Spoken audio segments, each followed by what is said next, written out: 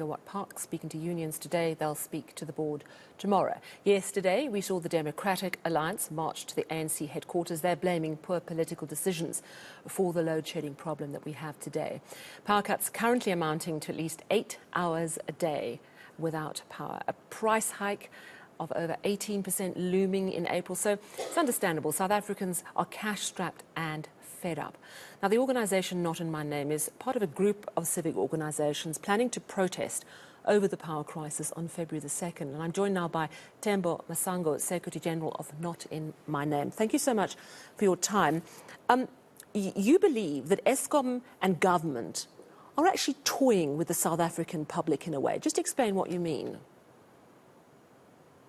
100%. Good evening, Sally. And indeed, in your introduction, you mentioned that South Africans are fed up with the merry-go-round that is power cuts in South Africa. It was, 2-3 years ago now, 2018, the president came out and said load shedding is going to be a thing of the past in the next 6 months, speaking then. And today we have rolling blackouts. I mean, we've got stage 6 and now stage 5 being implemented. Moreover, we have NERSA having the goal to actually allow the tariff increase to go up by almost 19%. And we just heard earlier on this afternoon that our interest rate has been bumped up as well. As South Africans, we cannot afford this. We've got no other country. We've got no other place to go. And if we, the people, do not rise up and actually stand up and say that we are not going to accept this and enough is enough, it must come to an end. Sally, the president promised last week that he's going to be speaking to NERSA to scrap the hike that has been given to Eskom. And still today, it still has not been done.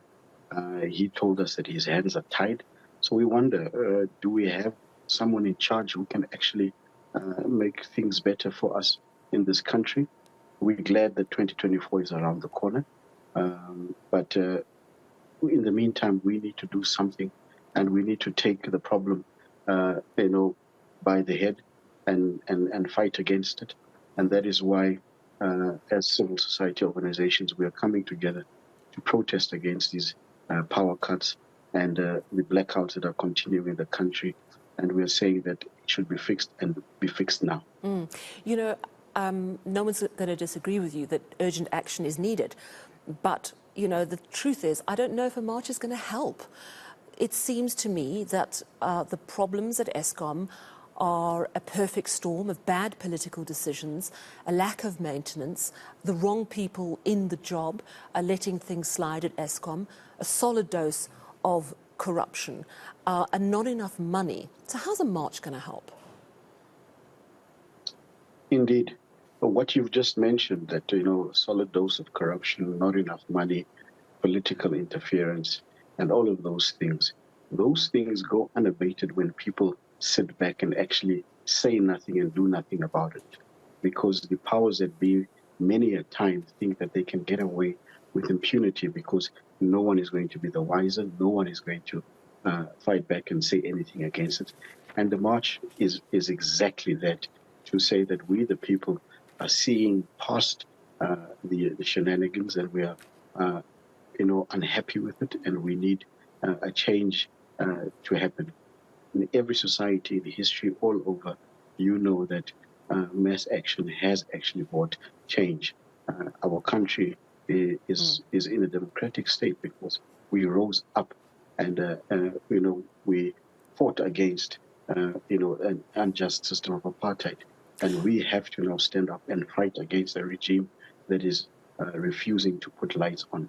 I've got a story myself where my own son is on a nebulizer and he's got asthma.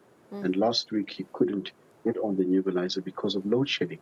I had to go and pay money that I don't have at a hospital just for him to get oxygen. And, those are the everyday things that we are suffering on a daily basis. I've got friends who own businesses, people who own funeral parlors who tell you that bodies are rotting and they have to make a decision whether to get generators or to cut staff. and people are no longer able to put bread on the table because there's no work. Businesses are closing down. That's the sad reality that we are having on the ground. And we cannot afford to have excuses. When is the president going to come out and give us a clear answer as to what is happening?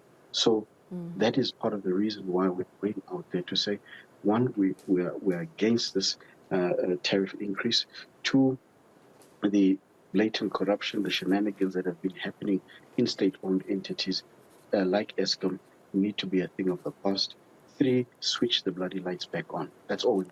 I mean, I wish we could just switch the bloody lights back on, frankly, because, I mean, your story you just told me about your son, I'm so sorry about your little one, but that's the reality.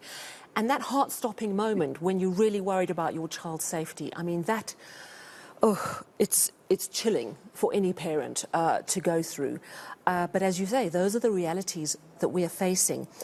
I mean, I think, you know, the increase one is perhaps the easiest one to tackle in terms of like what actually can be done.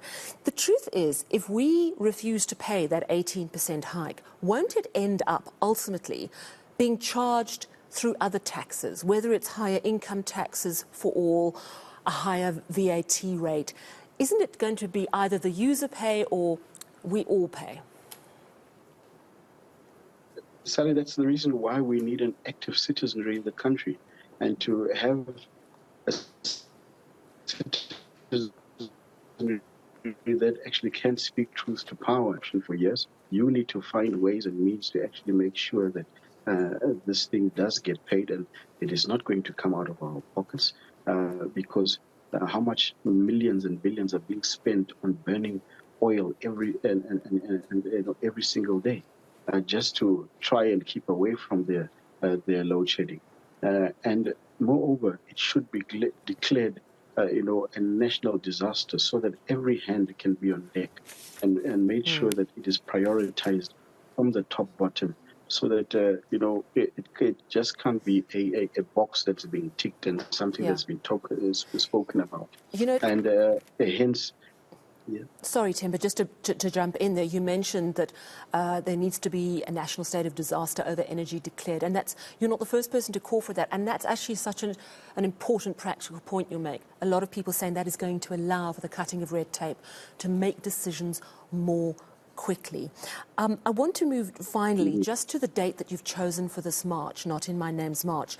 It's the 2nd of February, and of course we know that on the 2nd of February 1990, that's the day the ANC and other political parties were unbanned. Did you choose that date specifically to make a point?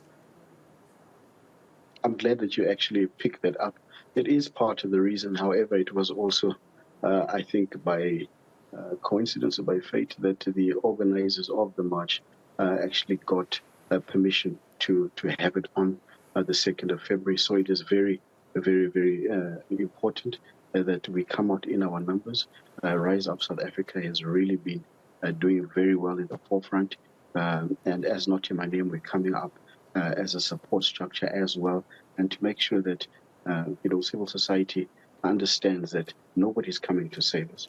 And this is being done away from the usual political rhetoric. It's us, the everyday people, everyday South Africans, black, white, green, orange, coming out to say we are suffering the same problems, and guys, we need the situation to be fixed. So we're going to be moving, from the Sunny Hill taxi rank, and we're going to be moving up to Megawatt Park, and we're expecting everybody to come out with your placards, with your messages, expressing your anger in a peaceful protest, making sure that the powers that be understand that the South Africans are not going to take this lying down. And I want to say kudos to the organizing team. They've really been doing well so far. Kusta and Mo and everyone who are really pushing the work. And we want to encourage South Africans to really come out in their numbers and to say that we're not going to have this. And, it is going to help, because we know that these politicians, when they see people, they're going to want to do something. Yeah, and as you say, the importance of raising one's voice, that society is heard from. It has worked in the past, and It is a vital aspect of our democracy. Themba Masango, Secretary General of Not In My Name, that organisation, a part of a protest being planned against load shedding and our electricity crisis on the 2nd of February. Now,